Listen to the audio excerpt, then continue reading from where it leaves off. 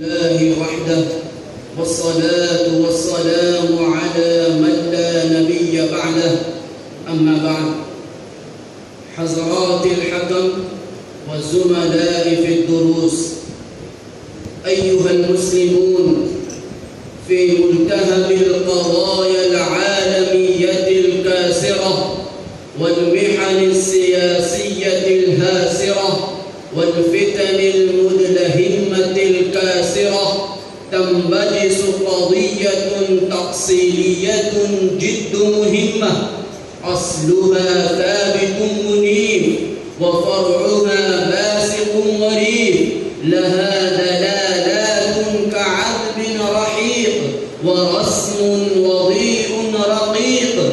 كيف وقد قام الإسلام على جانب منها متين وركن لسعادة البشرية ركين، ولكن من أسف لاعج غابت أنهارها وانطفأت أنوارها لدى كثير من الناس دون خجل أو إحساس.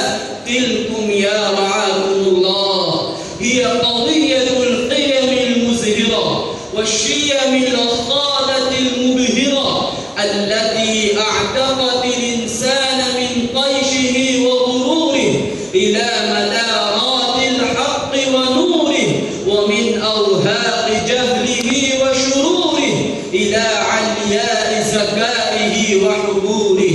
معاشر المسلمين، وفي إرشاد العالم إلى أعالي القيم وقمم الشيم جاء الإسلام بالمساواة بين الأجناس والتراحم بين الناس في تآلف وتعارف ينبذان التعالي الباري جل اسمه. يا أيها الناس إنا خلقناكم من ذكر وأنثى وجعلناكم شعوبا